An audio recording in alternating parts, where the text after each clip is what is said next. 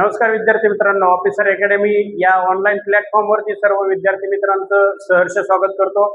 आज आपण अतिशय महत्त्वाच्या विषयावरती चर्चा करणार आहोत, ते म्हणजे स्पर्धा परीक्षा। आणि या स्पर्धा परीक्षेमध्ये विद्यार्थ्यांना भारत देशातील महाराष्ट्रातील कोणतीही परीक्षा द्यायची असेल तर कोणकोणत्या स्पर्धा परीक्षा असतात आणि त्याची तयारी कशा पद्धतीने करायची आहे आणि क्वालिफिकेशन कुठल्या कुठल्या गोष्टीचं आवश्यक आहे याची संपूर्ण माहिती या सेशन मध्ये बघणार आहेत। व्हिडिओ काळजीपूर्वक ऐका। भारत देशात महाराष्ट्रात कोणत्याही ठिकाणी आपण राहत असाल तर सगळ्यात पहिला आपण अभ्यास करताना बघत असतो की परीक्षेचे प्रकार, म्हणजे कोणत्याही ग्रॅज्युएशन केलेला विद्यार्थी असेल, 10वी पासचा विद्यार्थी असेल, 12वी पासचा विद्यार्थी असेल तर सगळ्या सेक्टरसाठी आपल्याला स्पर्धा परीक्षा पाहिल्या जातात। आता नॉर्मली विद्यार्थ्यांना माहित असायला पाहिजे की सेंट्रल साठी जी एक्झाम असते त्याला आपण यूपीएससी म्हणतो। यूपीएससी मार्फत अनेक परीक्षा घेतल्या जातात। मात्र ज्या परीक्षा नॉर्मली 10वी 12वी त्याच्यानंतर 15वी असेल या नॉर्मली एज्युकेशन वरती घेतल्या जातात, त्याच्यानंतर काही एक्स्ट्रा क्वालिफिकेशन असेल तर त्याच्या यूपीएससी परीक्षा घेते। पण नॉर्मली आपण चर्चा करायचं यूपीएससी मार्फत कोणकोणत्या परीक्षा। आता परीक्षेच्या प्रकारमध्ये 1 नंबरला यूपीएससी आहे, ठीक आहे। त्यानंतर आपण महाराष्ट्रात राहतो, दुसऱ्या नंबरची परीक्षा म्हणजेच एमपीएससी। त्यानंतर ज्याला मिनी यूपीएससी म्हटलं जातं ते म्हणजे एसएससी। त्यानंतर 4th नंबरला जर आपण विचारात घेतलं तर त्याला आपण बँकिंग एक्झाम असं म्हणतो। त्याच्यानंतर जर आपण गेलो तर रेल्वेची एक्झाम आहे। त्यानंतर महाराष्ट्रात आलो तर सरळ सेवा नावाचा प्रकार आहे आणि त्यानंतर शेवटचा जो प्रकार असतो त्याला आपण भरती असं म्हणतो।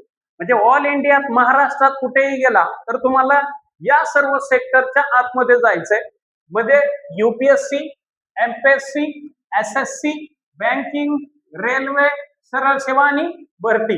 मग या परीक्षा त्या व्यतिरिक्त कुठेही भारत देशात महाराष्ट्रात कुठला प्रकार एक्स्ट्रा तुम्हाला आढळणार नाही। म्हणून या संपूर्ण स्पर्धा परीक्षेमध्ये आपण बघणार आहोत की यूपीएससी मार्फत कुठल्या परीक्षा आहेत, एमपीएससी मार्फत कुठल्या परीक्षा आहेत, एसएससी मार्फत कुठल्या परीक्षा घेतल्या जातात, बँकिंग मार्फत कुठल्या परीक्षा, याची संपूर्ण चर्चा आजच्या याच्यामध्ये करणार आहोत।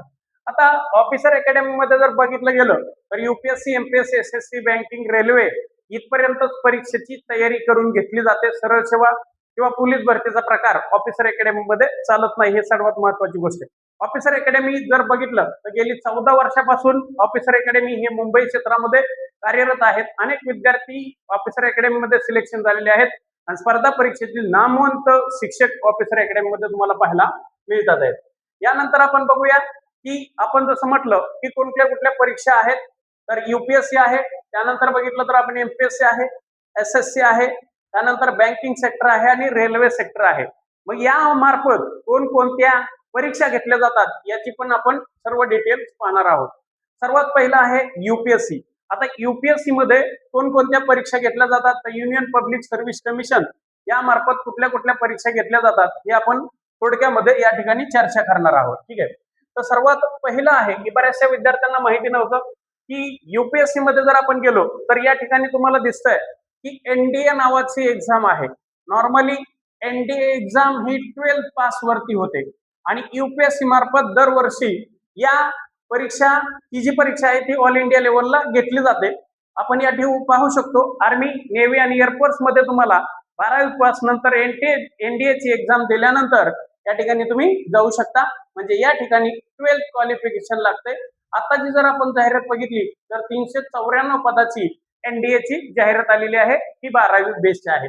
यानंतर जर समजा विद्यार्थी हा एनडीए मध्ये सिलेक्ट झाला नाही तर सेकंडरी याच ठिकाणी जे डिफेन्स सर्व्हिस ज्याला म्हटलं जातं, पण या ठिकाणी आपण पाहू शकता की सीडीएस एक्झाम आहे ज्याला कंबाईंड डिफेन्स सर्व्हिस असं म्हटलं जातं। मग त्यामध्ये इंडियन आर्मी सर्व्हिस असेल, नेव्ही, एअरफोर्स असेल, या ठिकाणी तुम्हाला सीडीएस नावाच्या एक्झामच्या मार्फत डिफेन्स दलात तुम्ही आणखी जाऊ शकता। या ठिकाणी नंतर जर आपण गेलं तर तिसरा एक डिफेन्स दलाचा प्रकार आहे त्याला सीएपीएफ असं म्हटलं जातं। मग या ठिकाणी म्हटलं जातं central armed police force, okay, CAP exam. यामध्ये तुम्ही जर बघितलं तर सेंट्रल पोलीस फोर्स मध्ये बीएसएफ असेल, आरपीएफ असेल, सीआयएसएफ असेल, एसएसबी असेल, आयटीबीपी असेल, हे जे गव्हर्नमेंटचे डिफेन्स दल आहेत सेंट्रल लेवलला या ठिकाणी तुम्ही कमांडिंग ऑफिसर म्हणून सिलेक्शन मध्ये होता. म्हणजे नॉर्मली डिफेन्स दलामधल्या ह्या 3 एक्झाम तुम्ही पाहू शकता. समजा 12वी पास असाल तर विद्यार्थी एनडीएची एक्झाम देऊ शकता. या ठिकाणी विद्यार्थी ग्रॅज्युएशन कंप्लीट असेल तर सीडीएस एक्झाम देऊ शकतोय. ओके, त्याच्यानंतर ग्रॅज्युएशन कंप्लीट असेल तर डिफेन्स दलाची ही सीएफएची एक्झाम सुद्धा देऊ शकता. आणि सर्वात महत्वाची युपीएससीच्या मार्फत जे अनेक विद्यार्थी तयार करतात त्याला युपीएससी सिव्हिल सर्व्हिस असं म्हणतात. ती देखील आपण याच्या नंतरच्या पार्ट मध्ये या ठिकाणी पाहू शकता. ओके, तर समजा सिव्हिल सर्व्हिस एक्झाम म्हणजे जवळपास यामध्ये 26 प्रकारच्या पोस्ट असतात. त्यामध्ये टॉप लेवलची भारत देशातली पोस्ट आहे IAS, IFS, Indian revenue service, IRS, IPS, okay, Indian postal service असेल, अकाउंटंट सर्व्हिस असेल. यासाठी भारत देशातील सर्वात महत्वाची परीक्षा म्हणजे युपीएससी सिव्हिल सर्व्हिस. एकंदरीत पाहायला गेलं तर युपीएससीच्या मार्फत अनेक परीक्षा घेतल्या जातात. मग नॉर्मली या परीक्षा ज्या आहेत त्या खूप महत्वाच्या आहेत. एनडी एक्झाम 12वी वरती, त्यानंतर ग्रॅज्युएशन कंप्लीट असेल तर सीडीएस एक्झाम, ग्रॅज्युएशन कंप्लीट असेल आणि वय कमी असेल, या दोन्हीला वय कमी लागतंय, त्यानंतर ग्रॅज्युएशन कंप्लीट असेल आणि सिव्हिल सर्व्हिस एक्झामच्या तर युपीएससी मार्फत हा चार्ट तुम्हाला या ठिकाणी दिसतोय. अत्यंत महत्वाच्या परीक्षा मानल्या जातात. ठीक आहे, त्यानंतर जर बघितलं आपण तर युपीएससी सिव्हिल सर्व्हिस मध्ये नॉर्मली एक्झाम पॅटर्न कसा असतोय. फर्स्ट स्टेज प्रिलिम्स एक्झाम आहे. Okay, GS paper, CSAT paper आपण नुकतीच काल 24 तारखेला परीक्षा बघितली असेल. त्यानंतर स्टेज 2 मध्ये मेन्स एक्झाम, हे सिव्हिल सर्व्हिस एक्झाम. त्यानंतर सिव्हिल सर्व्हिस एक्झाम मध्ये तिसरा आहे इंटरव्ह्यूचा पार्ट, हे देखील या ठिकाणी पाहायला मिळतोय. आणि जनरल कॅटेगरी असेल तर विद्यार्थी 6 वेळा युपीएससी परीक्षा देऊ शकतोय. ओबीसी कॅटेगरीचा विद्यार्थी 9 वेळा एक्झाम देऊ शकतोय. आणि एससी एसटीचा कॅटेगरीचा विद्यार्थी जो असेल तर अमर्याद वयाच्या 37 वर्षापर्यंत एक्झाम देऊ शकतोय. या ठिकाणी पाहू शकता की नॉर्मली एज लिमिट जर आपण बघितलं तर 21 ते 32 वर्ष ओपन कॅटेगरी, 3 वर्ष वाढीव ओबीसी साठी आणि 5 वर्ष वाढीव एससी एसटी साठी. म्हणजे वयाच्या 37 वर्षापर्यंत एससी आणि एसटीचा कॅन्डिडेट हा अनेक वेळा एक्झाम देऊ शकतो. ओपन कॅटेगरीचा फक्त 6 वेळा, ओबीसी वेळा 9 वेळा देऊ शकतो. या ठिकाणी हे सिव्हिल सर्व्हिस एक्झामचा जो पॅटर्न आहे तो आपण बऱ्याच वेळा पाहिलेला आहे. नॉर्मली यामध्ये कोणकोणत्या परीक्षा म्हणजे पेपर असतात, GS1, GS2, GS3, GS4, एसे रायटिंग असेल, ओके, करंट अफेअर्स आणि कुठल्या कुठल्या टेस्ट या ठिकाणी घेतल्या जातात त्याचाही या ठिकाणी दिलेला आहे पूर्ण माहिती. यानंतर सेकंडरी स्टेज आपण बघितला तर एमपीएससी आहे आणि एमपीएससी मार्फत कोणकोणते एक्झाम घेतले जातात तर या ठिकाणी आपण बघू शकतोय. एमपीएससी मार्फत अनेक, जसे युपीएससी सेंट्रल लेवलला अनेक परीक्षा घेते त्याच पद्धतीने एमपीएससी मध्ये जर बघितलं गेलं आपण तर या ठिकाणी बघू शकतो की एमपीएससी मध्ये सर्वात महत्वाची परीक्षा ही ग्रॅज्युएशन लेवलला असते. ओके, ज्याला आपण राज्यसेवा एक्झाम म्हणतो. ओके, त्यामध्ये deputy collector, DySP, okay, block development officer म्हणजे जवळपास 23 प्रकारचे एक्झाम या एमपीएससीच्या मार्फत घेतले जातात. ओके, आता दुसरा आहे की महाराष्ट्र इंजिनिअरिंग सर्व्हिस. आता इंजिनिअरिंग सर्व्हिस मध्ये जर आपण गेलो तर या ठिकाणी बघू शकता तुम्ही की क्वालिफिकेशन इंजिनिअरिंगला वेगळं लागतंय, बाकी काही फरक पडत नाही. पण या ठिकाणी फक्त ग्रॅज्युएशन विद्यार्थ्याचं कंप्लीट पाहिजे नॉर्मली. त्यानंतर जर आपण बघितलं तर दुसरी परीक्षा असते एमपीएससी मार्फत, त्याला आपण कंबाईन ग्रुप बी ची एक्झाम म्हणतो. आणि यामध्ये नॉर्मली पीएसआय, एसटीआय आणि एएसओ या टॉप लेवलच्या 3 पद, 2 वाढीव करण्यात आलेले आहेत. परंतु ग्रुप बी मध्ये आणि पीएसआय ची जी परीक्षा असते ते 4 स्टेज मध्ये होते. बाकी एसटीआय आणि एएसओ ची जी परीक्षा असते, पूर्व परीक्षा आणि मुख्य परीक्षा, अशा 2 स्टेज मध्ये होते. यानंतर जर आपण बघितलं तर ग्रुप सी ची एक्झाम. आता ग्रुप सी एक्झाम मध्ये काय आहे, कुठल्या पोस्ट आहेत तर त्यामध्ये आपण पाहू शकतो क्लर्कची एक्झाम आहे. ओके, त्यानंतर टॅक्स असिस्टंटची आहे, एक्साईजची आहे, याला ग्रुप सी. आणि ग्रुप सी मध्ये जी एक्झाम आहे ती फक्त 2 स्टेज मध्ये घेतली जाते. नॉर्मली पूर्व परीक्षा असेल आणि मुख्य परीक्षा असेल, या 2 स्टेज मध्ये ही परीक्षा घेतली जाते. ओके, आता या ठिकाणी बघितलं तर एमपीएससी मार्फत इंजिनिअरिंगची, युपीएससी मार्फत सुद्धा इंजिनिअरिंगची परीक्षा होते. पण नॉर्मली हा इंजिनिअरिंग सोडून विद्यार्थी त्या परीक्षेला बसू शकत नाही, तुमची इंजिनिअरिंगची डिग्री लागते. परंतु तुम्ही राज्यसेवेची एक्झाम प्लेन ग्रॅज्युएशन कुठल्याही शाखेमध्ये चालेल. कंबाईन ग्रुप बी ची एक्झाम प्लेन ग्रॅज्युएशन कुठल्याही स्टेज मध्ये चालेल. ग्रुप सी ची एक्झाम कुठल्याही याच्यामध्ये तुमचं ग्रॅज्युएशन कंप्लीट असायला पाहिजे. दुसरी एक सर्वात महत्वाची गोष्ट आहे ग्रुप सी मध्ये क्लर्क आणि टॅक्स असिस्टंट या दोन पदासाठी तुम्हाला ग्रॅज्युएशन व्यतिरिक्त मराठी आणि इंग्लिश टायपिंग येणं आवश्यक आहे. बाकी कुठलाही या ठिकाणी फरक नाही.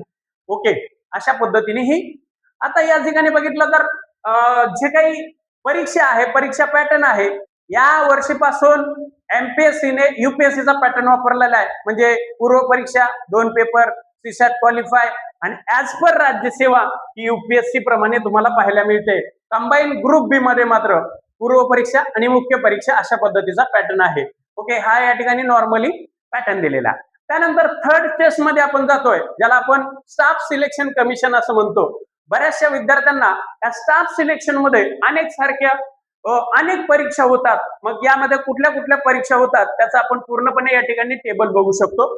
त्याच्यातली सर्वात महत्वाची आणि मोठी जाहिरात नुकतीच आलेली आहे कंबाईन ग्रॅज्युएट लेवलवर. आपण सर्वात पहिलं बघूया की एसएससीच्या मार्फत कोणकोणत्या परीक्षा घेतल्या जातात. ओके, सुरुवात आपण 10 पास पण करूया. या ठिकाणी जर आपण बघितलं तर सुरुवात होते एसएससीची 10 पासून. हवालदार ज्याला म्हटलं जातं, इथे तुमचं क्वालिफिकेशन फक्त आणि फक्त 10वी पास असणं गरजेचं आहे. ओके, त्यानंतर जर दुसरी परीक्षा बघितला पण एसएससी मार्फत, तर या ठिकाणी सीएचएसएल आहे. यासाठी क्वालिफिकेशन काय आहे बघा, फक्त 12वी पास असणं.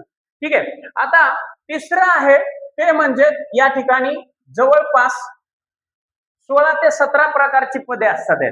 ओके, आणि अत्यंत महत्वाची जाहिरात आत्ताच आलेली आहे. 12,256 पोस्ट आहेत. याला म्हटलं जातं सीजीएल एक्झाम. नावातच जादू आहे. कंबाईन ग्रॅज्युएट लेवल, विद्यार्थ्याचं ग्रॅज्युएशन कंप्लीट असणं गरजेचं आहे. ही सर्वात महत्वाची गोष्ट आहे. यानंतर दिल्ली सब इन्स्पेक्टरची पोस्ट घेतली जाते. हेही एसएससीच्या मार्फत घेतली जाते. एसएससीच्या मार्फत इंजिनिअरिंगची परीक्षा घेतली जाते. पण नॉर्मल विद्यार्थी ग्रॅज्युएशन असणारा याला बसू शकत नाही. तुमचं इंजिनिअरिंग कंप्लीट असायला पाहिजे. त्यामध्ये सिव्हिल, इलेक्ट्रिक, मेकॅनिकल जे काय असेल ते या ठिकाणी बसू शकतो. त्यानंतर एसएससी मार्फत विद्यार्थी 10वी पास असेल तर आणखी एक तुम्हाला या ठिकाणी चान्स दिला जातो. त्याला म्हटलं जातं SSC GD ground duty, general duty. म्हणजेच या ठिकाणी काही देखील एसएससीच्या मार्फत एक 10वी पास वरती भरती घेतली जाते. बीएसएफ असेल, आरपीएफ असेल, सीआयएसएफ असेल, दिल्ली पोलीस असेल, यासाठी ही एक एसएससी मार्फत नॉर्मली परीक्षेचा पॅटर्न तुमच्या डोळ्यासमोर आहे. ओके, यानंतर जर आपण बघितलं तर नॉर्मली एक्झाम पॅटर्न कशा पद्धतीने आहे सीजीएलचा. ओके, या ठिकाणी टायर 1 बघितलं तर 100 क्वेश्चन, 200 मार्क आहे, 60 मिनिटं वेळ आहे. सब्जेक्ट कुठले आहेत तर जीके, इंग्लिश, क्वांटिटेटिव्ह ॲप्टिट्यूड असेल, रिझनिंग असेल. टायर 2 मध्ये एमसीक्यू, मॅथ, इंग्लिश आहे, जीके आहे, स्ट्रॅटेजिक, फायनान्स आणि पोस्ट. ओके, डिस्क्रिप्टिव्ह पॅटर्न मध्ये एसे रायटिंग वगैरे. हे जर नॉर्मली पॅटर्न आपल्याला आपल्या ज्यावेळेस तुम्ही लेक्चर सिरीज मध्ये असाल याची सगळी डिटेल्स ऑफिसर अकॅडमी मध्ये घेतली जाईल आणि हे नॉर्मली आहे. ओके, आता यानंतर आपल्याला बघायचं आहे फोर्थ सेक्टर, ज्याला आपण म्हटलं जातं बँकिंग सेक्टर. आता ज्या ज्या विद्यार्थ्यांना ज्या भारत देशातल्या 12 नॅशनलाइज बँक आहेत, या 12 नॅशनलाइज बँक मध्ये तुम्हाला ऑफिसर किंवा क्लर्क मध्ये जायचं असेल तर यामध्ये एक इन्स्टिट्यूट आहे आयबीपीएस नावाचं, जे बँकिंगच्या परीक्षा घेतं आणि तुमचं सिलेक्शन होतं. नॉर्मली युपीएससी नावाचा आयोग मध्ये परीक्षा दिल्या की तुम्ही भारतात मोठ्या पोस्टिंगला जाता. एमपीएससी, एसएससीच्या हे एक आयोग आहेत. तसंच बँकिंग सेक्टर मध्ये सुद्धा एक आयोग आहे, त्याला आयबीपीएस असं म्हटलं जातं. आता बँकिंग सेक्टर मध्ये कोणकोणत्या एक्झाम आहेत? ओके, तर सर्वात महत्वाचे आयबीपीएस पीओ. ओके, त्यानंतर आयबीपीएस क्लर्क, त्यानंतर एसबीआय पीएसएल घेत आहे, एसबीआय पीओ आणि एसबीआय क्लर्क. ओके, त्यानंतर आरबीआय नावाची बँकाची बँक, ज्याला शिखर बँक म्हटलं जातं. आरबीआय मध्ये ग्रेड बी ऑफिसर, आरबीआय मध्ये असिस्टंट नावाची पोस्ट आहे. ओके, या ठिकाणी आरआरबी, ओके, पीओ आणि क्लर्क, रुरल डेव्हलपमेंट बँक ज्याला म्हटलं जातं. ओके, अशा त्या बँकिंग मार्फत घेतल्या जाणाऱ्या परीक्षा आहेत PO, clerk. Normally banking sector मध्ये ज्यावेळेस आपण जाऊ तर त्या ठिकाणी आपल्याला 2-3 गोष्टी लक्षात ठेवायच्या आहेत. एसबीआय त्याची स्वतःची स्पेशल परीक्षा घेते पीओ आणि क्लर्क साठी. ओके, त्यानंतर अदर 11 बँक साठी जो आयोग आहे आयबीपीएस ज्याला म्हटलं जातं, याच्यातून पीओ आणि क्लर्क यांची परीक्षा घेतली जाते. या ठिकाणी आरबीआय स्वतःची जे काही स्टाफ लागतोय, ऑफिसर लागतोय, त्याच्यासाठी परीक्षा घेते. ठीक आहे, आणि या ठिकाणी आपल्याला आणखी एक सेक्टर पाहायला मिळतो, त्याला आरआरबी असं म्हटलं जातं. आता आरआरबी नाव 2 ठिकाणी तुम्हाला पाहायला मिळेल. रेल्वे रिक्रुटमेंट बोर्ड सुद्धा असतं. ओके, या ठिकाणी बँकेचं आहे, rural development bank. Okay okay, या ठिकाणी या परीक्षा बँकिंग मार्फत घेतल्या जातात आहेत. ठीक आहे, आता आपण बघूया की नॉर्मली बँकिंग सेक्टर मध्ये आपण ज्यावेळेस जाऊ तर त्या ठिकाणी तुम्हाला 4 सब्जेक्ट अभ्यासायचे आहेत. ओके, त्यामध्ये क्वांटिट्यूड aptitude, very IMP, reasoning, English grammar आणि जीएस. ओके, पण त्यामध्ये प्रिलिम्स एक्झामला, बऱ्याचशा एक्झामला हा जीएस नावाचा टॉपिक नाही. त्या ठिकाणी 3च टॉपिक तुम्हाला पाहायला मिळतात. हा नॉर्मली पॅटर्न या ठिकाणी तुम्हाला पाहायला मिळतोय. मग इंग्लिश लँग्वेज असेल, क्वांटिट्यूड aptitude आणि रिझनिंग. 100 मार्काची परीक्षा आहे. 200 मार्काला ज्यावेळेस आपण मेन्सला जाऊ त्यावेळेस जीएस तुम्हाला या ठिकाणी इन्व्हॉल्व्ह होत आहे. अशा पद्धतीचा हा बँकिंगचा पॅटर्न आहे अभ्यासाचा. ओके, त्यानंतर आपल्याला जायचंय सर्वात महत्वाचा टॉपिक म्हणजे रेल्वे. रेल्वेमध्ये मी बोलता बोलता सांगितलं की रेल्वेचा एक स्पेशल बोर्ड आहे जे कर्मचाऱ्यांची परीक्षा आणि निवड घेण्यासाठी, त्याला आपण म्हणतो आरआरबी, रेल्वे रिक्रुटमेंट बोर्ड असं म्हटलं जातं. ठीक आहे, आता रेल्वेच्या मार्फत कोणकोणत्या परीक्षा घेतल्या जातात तर टॉप लेवलची एक्झाम. ठीक आहे, या ठिकाणी आपण बघू शकतो, आपण त्याची डिटेल बघायचे. रेल्वेमध्ये टॉप लेवलची परीक्षा जी असते त्याला आपण एनटीपीसी असं म्हणतो, non technical popular categories. Okay, त्यामध्ये काय बघा, स्टेशन मास्टर आहे, गुड्स कार्ड आहे, टीए आहे, सीए आहे, मोर ग्रॅज्युएट लेवलच्या पोस्ट या ठिकाणी तुम्हाला पाहायला मिळतात. ठीक आहे, त्यानंतर रेल्वेतली हे 1 नंबर 2 नंबरची जी आहे ज्याची नुकतीच जाहिरात आलेली आहे, जवळपास 11,000 पद आहेत. पण बऱ्याचशा विद्यार्थ्याला आपल्याला माहित होत नाही, त्याला काय म्हटलं जातं, आरआरबी एएलपी. एएलपी म्हणजे असिस्टंट लोको पायलट. आता यासाठी बघा, तुम्ही जर बघितलं तर क्वालिफिकेशन काय लागतंय, 10वी पास पाहिजे. ओके, आणि डिझेल मेकॅनिक किंवा आयटीआयचा ट्रेड असणं गरजेचं आहे, किंवा विद्यार्थी हा इंजिनियर असावा, असं याच्यासाठी क्वालिफिकेशन लागतंय. चला पुढे. तिसरी आहे की आरपीएफ, रेल्वेसाठी जे सुरक्षा बल लागतंय, ओके, त्यांची सुद्धा भरती हे रेल्वे रिक्रुटमेंट बोर्डच्या मार्फत घेतली जाते. आणि इथे सुद्धा तुम्हाला फक्त 10वी पास असणं गरजेचं आहे. ओके, त्यानंतर जर बघितलं तर रेल्वेमध्ये सर्वात जास्त वेकन्सी म्हणजे दरवर्षी 20 ते 25,000 वॅकन्सी जर येत असतील तर सर्वात जास्त वॅकन्सी येतात रेल्वे ग्रुप डी मध्ये. त्यामध्ये ट्रॅकमॅन असेल, हेल्पर असेल, अदर कुठल्याही. आणि इथेही तुम्हाला क्वालिफिकेशन किती दिसेल, फक्त 10वी पास दिसेल. ओके, त्यानंतर यामध्ये मात्र क्वालिफिकेशन तुम्हाला हाय लेवल पाहिजे का, कारण आरआरबी ज्युनियर इंजिनियरची सुद्धा पद भरली जातात. यामध्ये मात्र तुम्हाला सिव्हिल, मेकॅनिकल आणि इलेक्ट्रिक हे इंजिनिअरिंगची डिग्री असणं गरजेचं आहे. हे आहे रेल्वेमध्ये घेतल्या जाणाऱ्या अत्यंत महत्वाच्या परीक्षा. ओके, आता यामध्ये अभ्यासक्रम काय आहे तर नॉर्मली रेल्वेमध्ये तुम्ही कुठल्याही एक्झामला जाल तर त्या ठिकाणी फक्त इंग्लिश ग्रामर ही तुम्हाला भेटत नाही, आणि इंटरव्ह्यू बऱ्याचशा पोस्टला म्हणण्यापेक्षा सगळ्या पोस्टला तुम्हाला इंटरव्ह्यू सुद्धा या ठिकाणी दिसत नाही. ओके, आता सीबीटी टेस्ट 1 म्हणजे कम्प्युटर बेस्ड 90 मिनिटं वेळ आहे, 100 क्वेश्चन आहे. आणि यामध्ये जर बघितलं तर मॅथ आहे, रिझनिंग आहे आणि जीएस. ओके, हेच प्रश्न तुम्हाला पाहायला मिळतात. परत मेन्स एक्झाम आहे, 120 क्वेश्चन आहेत, पुन्हा 90 मिनिटं वेळ आहे.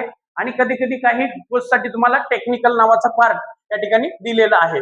ओके, यानंतर जर आपल्याला विचारात घेतलं शेवटचा 2 महत्वाचा पार्ट या व्हिडिओमध्ये दिला नाही, पण त्याचं अनालिसिस मी तुम्हाला या ठिकाणी देतो. रेल्वे झाल्याच्या नंतर महाराष्ट्रामध्ये जर आपण गेलो तर त्यानंतर सर्वात महत्वाचा पार्ट असतो सरळ सेवा. आता बऱ्याचशा विद्यार्थ्यांना सरळ सेवा नेमकं काय आहे हे समजत नाही. सरळ सेवेमध्ये फक्त एकच परीक्षा घेतली जाते. आता सरळ सेवेमध्ये जर विचारात घेतलं तर हा महाराष्ट्रामध्ये ज्या काही 29 महापालिका आहेत, महाराष्ट्रामध्ये ज्या काही 230 नगर परिषदा आहेत, महाराष्ट्रामध्ये ज्या काही 113 नगर पंचायती आहेत, ओके, महाराष्ट्रामध्ये ज्या काही 28,813 ग्रामपंचायती आहेत, त्याचबरोबर महाराष्ट्रामध्ये ज्या काही 34 झेडपी आहेत, महाराष्ट्रामध्ये 355 पंचायत समिती आहेत. ओके, यासाठी जो स्टाफ लागतो, ओके, यासाठी जो स्टाफ लागतो त्याला सरळ सेवा एक्झाम म्हणतात. सरळ सेवामध्ये पॉप्युलर असणारी एक्झाम आपल्या सर्वांना माहित आहे, ती म्हणजे तलाठी, त्यानंतर ग्रामसेवक, ठीक आहे, त्यानंतर ग्रामसेवक, त्यानंतर तिसरी आहे ती क्लर्क, सगळ्या ठिकाणी लागणारी. ओके, मग ह्या ज्या परीक्षा आहेत ह्या डायरेक्ट 200 मार्काचा पॅटर्न नॉर्मली असतोय. त्यासाठी मॅथ, रिझनिंग, जीएस, मराठी व्याकरण आणि इंग्लिश व्याकरण असा सिलेबस असतोय आणि एकच परीक्षा घेतली जाते, त्याला आपण सरळ सेवा असं एक्झाम म्हणतो. हे देखील तुम्हाला माहित असणं गरजेचं आहे. त्यानंतर शेवटचा एक प्रकार आहे, तो शेवटचा प्रकार म्हणजे काय, ऑल भारत देशामध्ये आपण विचारात घेतला तर आपण त्याला काय म्हणतोय, भरती. या व्यतिरिक्त कुठलाही प्रकार पाहायला मिळत नाही. ठीक आहे, आता काही विद्यार्थी 10वी पास, 12वी पास आणि त्यासाठी भरतीमध्ये सगळ्यात पहिला प्रकार असतो ते म्हणजे फिजिकल घेतलं जातंय आणि त्याच्यानंतर काही दिवसांनी तुमची रिटर्न एक्झाम होते. आता भरतीमध्ये जर ज्या वेळेस आपण भारत देशातून महाराष्ट्रापर्यंत आलो तर भारत देशावर मध्ये कुठल्या कुठल्या भरती होतात आणि त्याला क्वालिफिकेशन काय पाहिजे. ठीक आहे, तर 1 नंबरची आहे आर्मी भरती, आर्मी मध्ये 10वी पास पाहिजे. त्यानंतर आहे नेव्ही भरती, नेव्हीला सुद्धा 10वी पास पाहिजे. त्यानंतर एअरफोर्स भरती, यासाठी सुद्धा 10वी पास असणं गरजेचं आहे. त्यानंतर सेंट्रल लेवलला गेलो आपण तर दुसरा एक प्रकार CRPF, central reserve police force, यासाठी सुद्धा 10वी पास लागते. ठीक आहे, त्याच्यानंतर गेलो आपण तर BSF, okay, border security force, याच्यासाठी सुद्धा 10वी पास पाहिजे. त्यानंतर जर गेलो आपण ITBP, ओके, याला सुद्धा 10वी पास पाहिजे. त्यानंतर CISF, central industrial security force, यासाठी सुद्धा काय पाहिजे, 10वी पास पाहिजे. या सगळ्या भरत्या जर आपण विचारात घेतल्या तर ह्या भारत देशातल्या भरत्या आहेत. ओके, आता त्याच्यानंतर महाराष्ट्रात आलो तर महाराष्ट्रातली सगळ्यात मोठी भरती होते, त्याला आपण म्हणतो Maharashtra police. Okay, Maharashtra police मध्ये ग्रामीण पोलीस, शहरी पोलीस, SRPF ह्या सर्वात महत्वाचे प्रकार असतात आणि त्या ठिकाणी तुम्हाला मिनिमम 12वी पास असणं गरजेचं आहे. अशा ह्या संपूर्ण भारतामध्ये ज्या पण स्पर्धा परीक्षा होतात त्याची माहिती या व्हिडिओमध्ये देण्याचा मी तुम्हाला प्रयत्न केलेला आहे. आता या स्पर्धा परीक्षेची सर्व तयारी हा ऑफिसर अकॅडमी मध्ये घेतली जाते. कशा पद्धतीने घेतली जाते तर नॉर्मली शेवटच्या 2 मिनिटांमध्ये हे तुम्हाला स्ट्रक्चर तुम्हाला सांगून देतो की कशा पद्धतीने.